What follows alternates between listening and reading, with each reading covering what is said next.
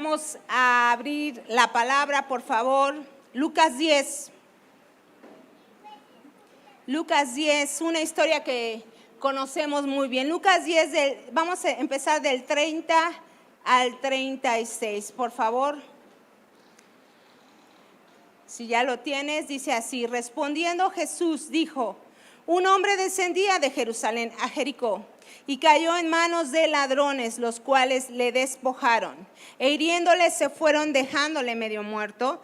Aconteció que descendió un sacerdote por aquel camino y viéndole pasó al largo. Asimismo un levita, llegando cerca de aquel lugar y viéndole, pasó de largo. Pero un samaritano que iba de camino vino cerca de él y viéndole fue movido a misericordia, y acercándose vendó sus heridas, echándole aceite y vino, y poniéndole en su cabalgadura lo llevó al mesón y cuidó de él. Otro día al partir sacó 2 denarios y los dio al mesonero y le dijo: cuídamele, y todo lo que gastes de más yo te lo pagaré cuando regrese. Amén.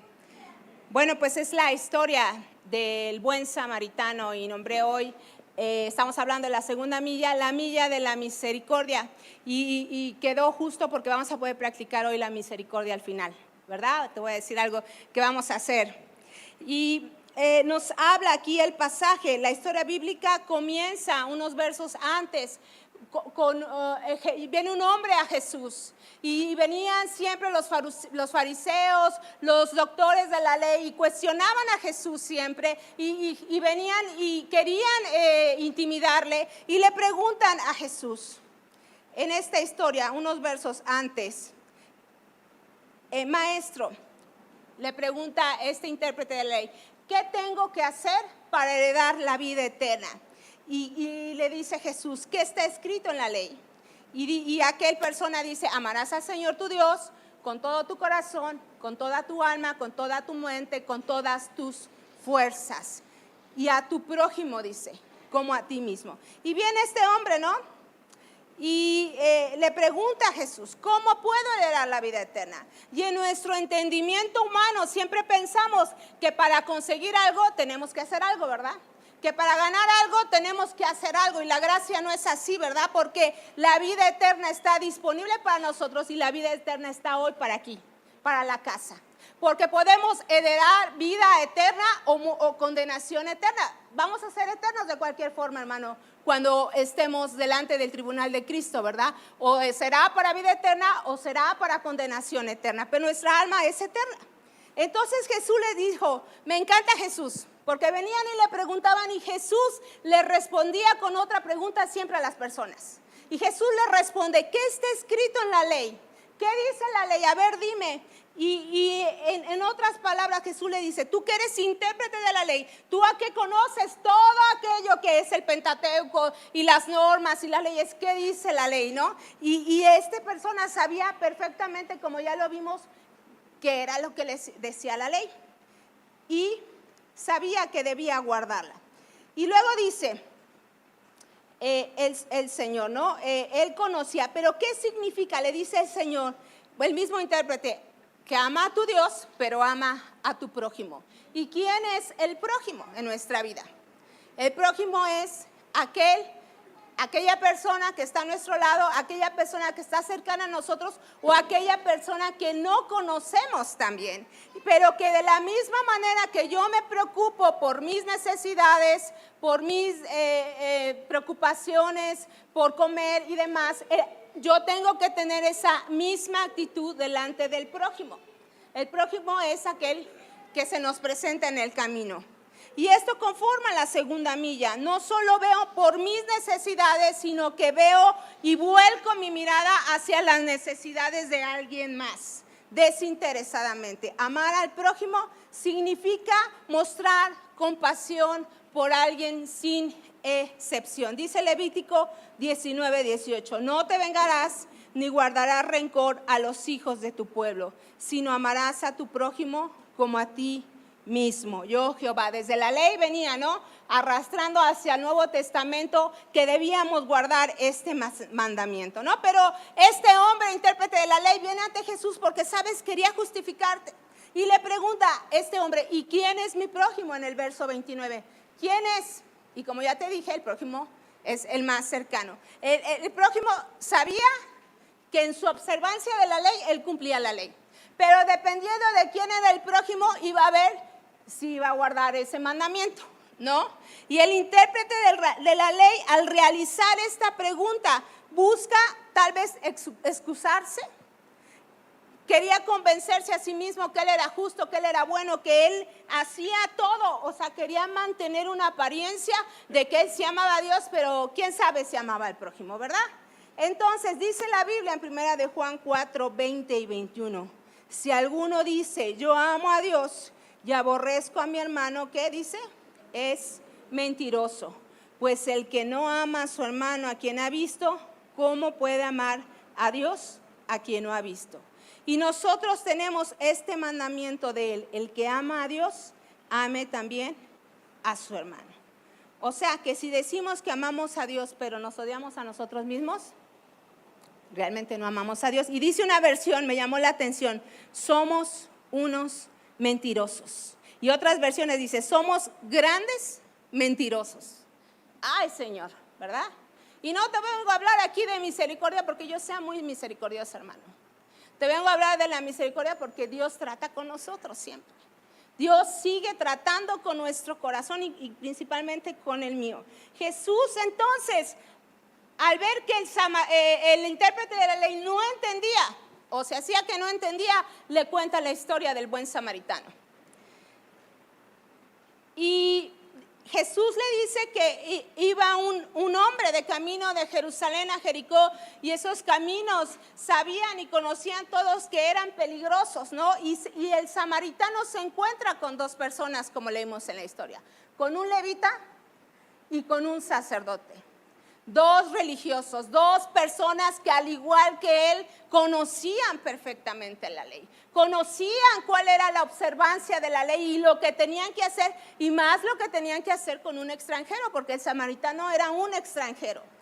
Por la naturaleza de su cargo, ellos tendrían que haber mostrado actos de misericordia, tendrían que haber sido aquellas personas que se hubiesen preocupado por él. Pero ellos podrían haber puesto varias excusas, ¿no? Este camino es peligroso porque sabía que era peligroso, entonces no me voy a detener que quién sabe si me pase algo, ¿no?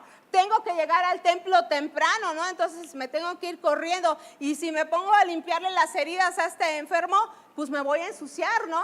¿Cómo voy a llegar al templo sucio? El levita y el sacerdote. Si no sé de primeros auxilios, pues ¿cómo le hago? Entonces, pretexto siempre va a haber. Muchos, ¿verdad? Pretextos siempre vamos a poner. Y el sacerdote y el levita en esta historia, ¿sabes qué representan? La indiferencia ante el sufrimiento. La indiferencia de nuestro corazón ante las adversidades que podamos ver delante de nosotros. Su comportamiento refleja la actitud de evitar involucrarnos en el problema de los otros. No tenemos que ir tan lejos, hermanos, ¿verdad? Porque aquí mismo tenemos necesidades, ¿o no? Aquí mismo amamos a Marva todos los sábados allá, ¿verdad? Y ora por los enfermos y ministra y da alimentos y es un gran ministerio de misericordia. Podemos participar ahí, ¿verdad? La necesidad está a la vista, hermano. Dice, me impactó este proverbio, escúchalo.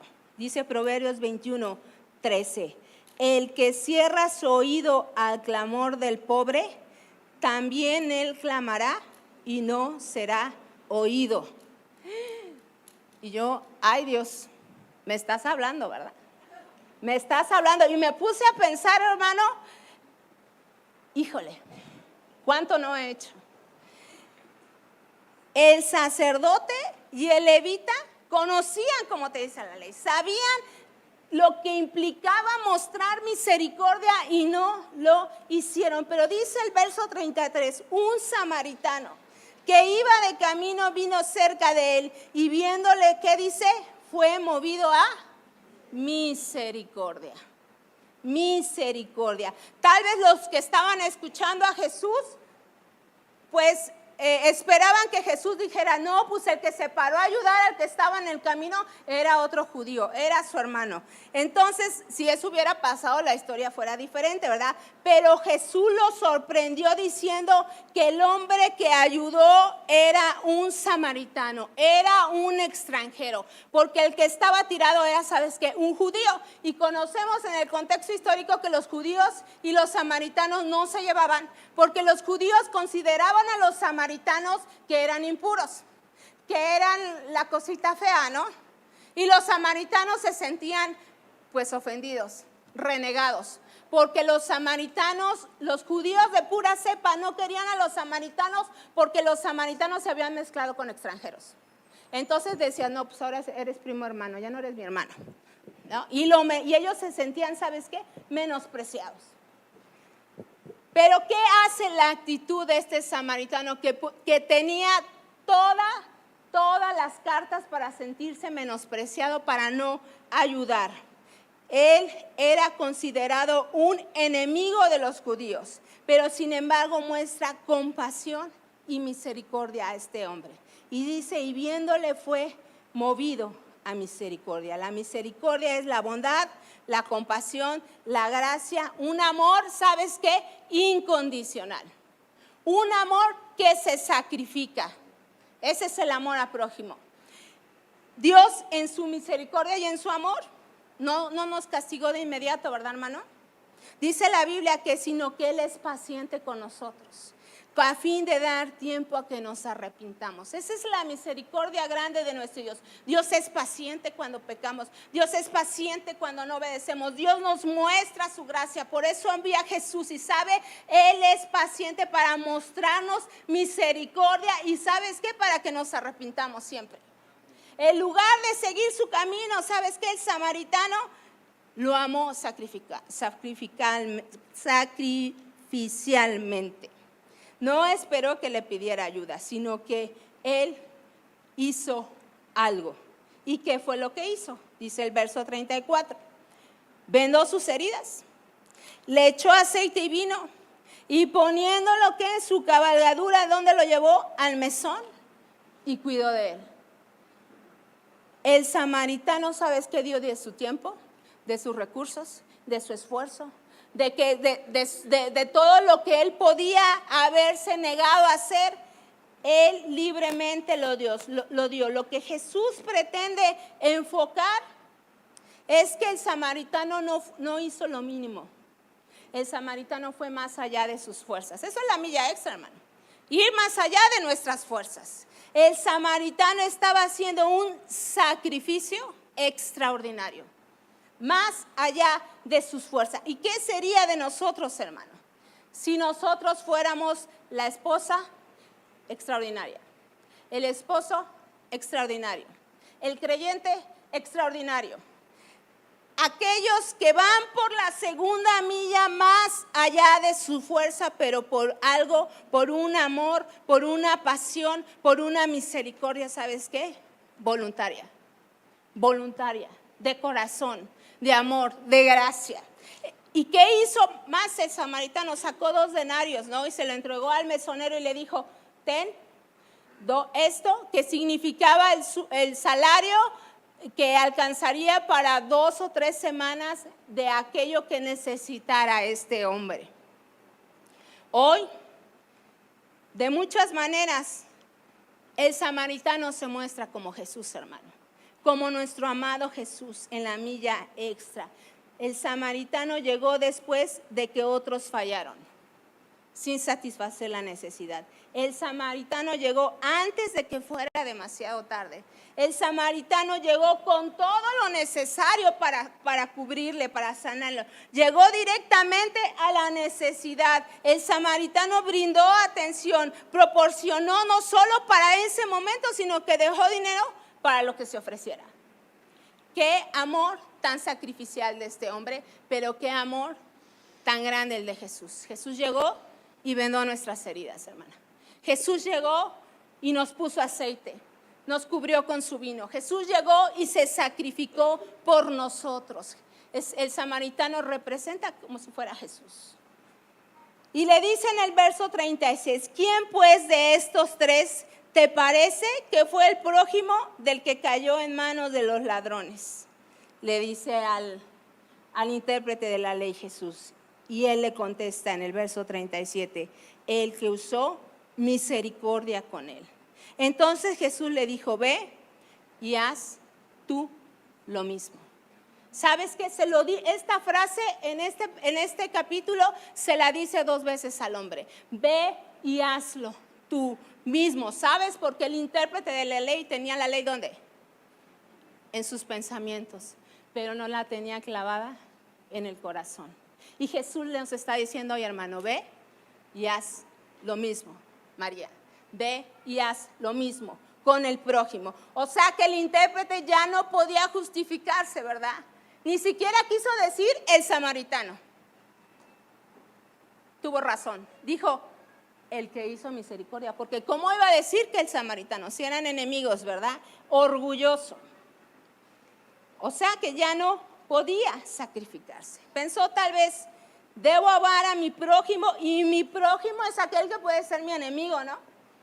Mi prójimo es el que está frente a mí con una necesidad y puede ser el que me mete un chisme, ¿verdad? El que me habla mal de mí, el que me hizo algo. Dice Spurgeon, dice que nunca se olvide que lo que la ley exige de nosotros, el evangelio verdaderamente produce en nosotros. Ese es el poder del evangelio, iglesia. El poder del evangelio, ¿sabes? Dice la Biblia que causa una regeneración en nuestras vidas. Y una regeneración es que hemos cambiado, que teníamos otra naturaleza, que en la antigua naturaleza era bien pecadora, era bien todo. Pero en mi nueva naturaleza en Cristo, en mi nueva vida, ya aquello ya no tiene poder, ¿verdad? Ya no tiene fuerza. El corazón del samaritano estaba tan lleno de amor que cuando alguien se cruzó en su camino con una necesidad, él fue y hizo algo. Vamos a ver cómo ser un samaritano de estos tiempos. ¿Cómo podemos ser un samaritano de estos tiempos? Necesitamos ser sensibles al dolor ajeno. Cultivar la capacidad de sentir dolor por los demás, por ponernos en el lugar del otro, pero no solo ponernos en el lugar del otro, ofrecer ayuda práctica. No solo sentir dolor, sino el dolor que nos va a llevar a actuar. La misericordia de Dios siempre nos va a llevar a actuar, hermano. La misericordia siempre va a hacer algo en nuestro corazón. Superar las diferencias. Amar y ayudar sin importar creencias, religiones, situaciones, cosas del pasado. Ser un ejemplo para los demás, inspirar a otros a ser compasivos, solidarios, como el buen samaritano. Dice la Biblia, ¿no? Que según tengamos oportunidad, hagamos a los otros el bien. Pero dice también mayormente a los de la familia de la fe. Entonces aquí hay un principio, ¿verdad? Podemos ir amamos a amar, ¿verdad? Estamos ayudando al prójimo, pero el orden en la Biblia dice que primero tenemos que ayudar ¿a quién? A los de la familia de la fe. Hay un orden para ayudar, hermano. Hay un orden. Primero los de la casa y después a los de afuera. Así dice la Biblia. Dice, Jesús nos está diciendo esto mismo hoy, que practiquemos la misericordia. Porque dice, no, ve y hazlo tú mismo, como ya te había dicho. El amar a Dios, como empezamos, empieza el primer verso, con todo tu corazón, con toda tu alma, con toda tu mente, con todas tus fuerzas. Si amamos a Dios, entonces ¿sabes qué? Vamos a amar al prójimo. Va a ser un reflejo de lo que nosotros amamos a Dios. El samaritano no tenía obligación de ayudar al judío tendido en el camino, pero su compasión fue más grande que cualquier prejuicio social que había en ese tiempo. El amor que viene de Dios, hermano, está libre de prejuicios. El amor que viene de Dios está libre de lo que a lo mejor me hicieron y puedo sentir en mi corazón, ¿verdad? La parábola nos muestra que debemos estar vigilantes, atentos a las necesidades de alguien más que se nos presenta cada día, porque dice la palabra, ¿no? Que Jesús nos ha llamado a ser hacedores de la palabra, no tan solo oidores. Tenemos que ser hacedores, cumpliendo lo que en su amor Él nos dice. La compasión en acción significa estar dispuestos como el samaritano, como Jesús, a amar sacrificialmente. ¿Qué estatura de amor nos muestra la Biblia, hermano? ¿Qué estatura de amor nos muestra la Biblia que tenemos que tener? Un amor sacrificial. Y vamos a Romanos 13:10. Dice así: el amor no hace mal al prójimo. Así que el cumplimiento de la ley es el amor. O sea que cumplimos toda la ley, amando a Dios primero y amando al prójimo. Pero vamos a ver esta versión que me quedó justa. Es la traducción contemporánea de la Biblia, en ese mismo versículo. Si me la ponen, el amor no hace daño. Quien ama no produce mal al prójimo. Así que el amor sacrificial es el cumplimiento pleno de la ley. O sea que dije, ay, me quedó justita a la historia, ¿no? Amor sacrificial. Aquí entonces el principio de nuestras vidas tiene que ser ¿qué? El amor. ¿Amor a quién? A Dios primero y luego al prójimo. Como buen samaritano, Jesús vino y nos buscó, hermano. Nos encontró en nuestra necesidad, nos vendó y sigue vendando nuestras heridas. Nos cubrió, nos protegió, dio para nuestra necesidad y sigue dando para nuestra necesidad. Dice Proverbios 3:4, nunca se aparten de ti la misericordia y la verdad. Dice, átalas a tu cuello, escríbelas en la tabla de tu corazón. Dice, y hallarás gracia y buena opinión ante los ojos de Dios y de los hombres. Amén. Dice misericordia y verdad. Y luego yo decía, luego decimos muchas verdades sin misericordia, ¿verdad? Yo me aplicaba este texto porque dice, primero aplica la misericordia. Primero aplica la misericordia y si algo después sigue siendo verdadero, ¿verdad? Dice, el atarlas a tu cuello es como un recordatorio que tenemos que tener aquí, ¿sabes dónde? En el corazón. Dice, escríbelas en lo profundo de tu corazón.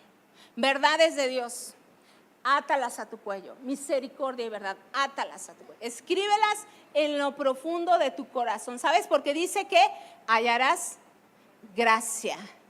Gracia delante, hallarás favor, hallaremos favor delante de Dios haciendo el bien, practicando la misericordia. Y no solo hallarás gracia delante de Dios, sino delante de los hombres. Esto es lo que nos llama hoy el Señor a vivir, hermano.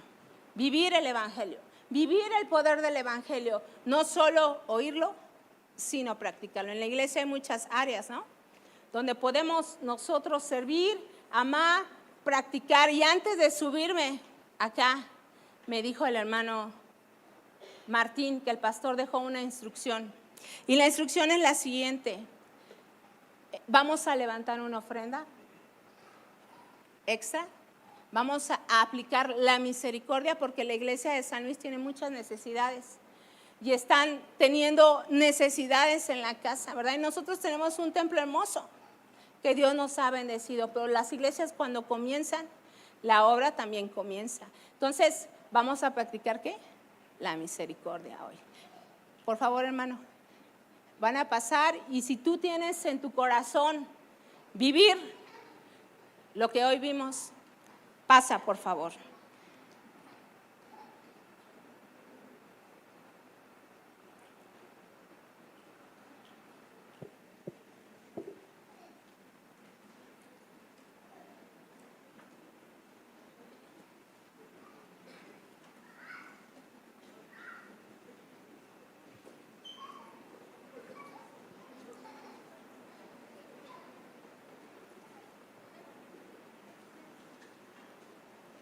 Amén. Amén, iglesia.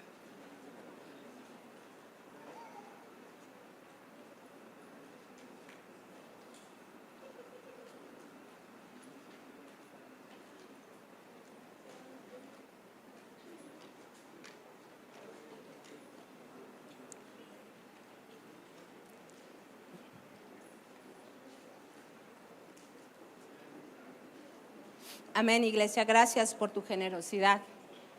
Aquí en el Señor. Y como te decía, tenemos que bendecir primero a los de la casa, ¿verdad? A nuestros hermanos en necesidad. Gracias por tu misericordia, gracias porque el Señor te va a multiplicar. Ponte de pie, vamos a orar para despedirnos.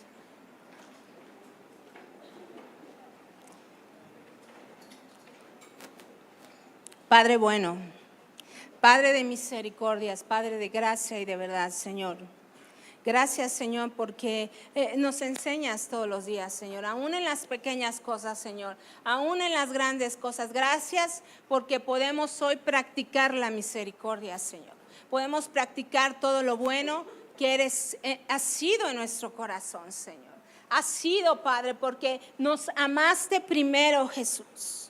Señor, nos amaste, nos buscaste, Señor, y nos encontraste en nuestra necesidad. Gracias por tu amor eterno, Jesús. Gracias por darnos salvación, vida eterna, Señor, misericordia, gracia que no merecía, Padre. Pero en tu amor, Señor, vino y se derramó Jesús, Señor. Su sangre se derramó a mi favor, Señor. Su sangre se derramó a nuestro favor, Señor. Hablando, Señor, y trayendo gracia y paz, Señor. Yo te pido, Señor, que como tú viniste, Señor, y nos buscaste, nos encontraste, nos sanaste nuestras heridas, Señor, nos sanaste nuestras dolencias, Señor, nos mostraste misericordia, Padre. Hagamos lo mismo con la familia de la fe, Señor. Hagamos lo mismo, Padre, con aquel que está en necesidad y que se presenta frente a mí, Señor. Que, Señor, para que cuando yo clame, Señor, tú me escuches, Padre. Porque cuando yo clame, Señor, tú oigas mi oración, Señor, porque estoy siendo fiel a tu palabra, Señor. Gracias, Señor. Danos misericordia y verdad, Señor. Que las atemos, Señor, a nuestro corazón, Señor. Que atemos, Señor, que las escribamos, Señor, en lo profundo de nuestro corazón, Señor. No solo esto, Señor, sino que escribamos toda tu palabra, Señor. Toda tu gracia, Señor. Todo tu favor. No solo para mí, Señor, sino para el que está en necesidad, Señor. Queremos recorrer, Señor, la milla extra, Padre. Muéstranos tu misericordia, Padre. Muéstranos tu amor, Señor. Contrista nuestro espíritu, Padre, al ver necesidad. Y a lo mejor no son cosas materiales, Señor. A veces son palabras de aliento, Padre. A veces son palabras de misericordia. A veces es una oración, hermano. Señor, que extendamos nuestras manos, Señor, para extender tu misericordia en la tierra, Padre. De gracia recibimos, Señor, y de gracia, Señor, tú nos llamas a dar en tu casa y en tu iglesia, Padre. En el nombre de Jesús, te amamos, Padre, y te bendecimos. Amén. Amén, iglesia. Dios te bendiga. Gracias por estar aquí.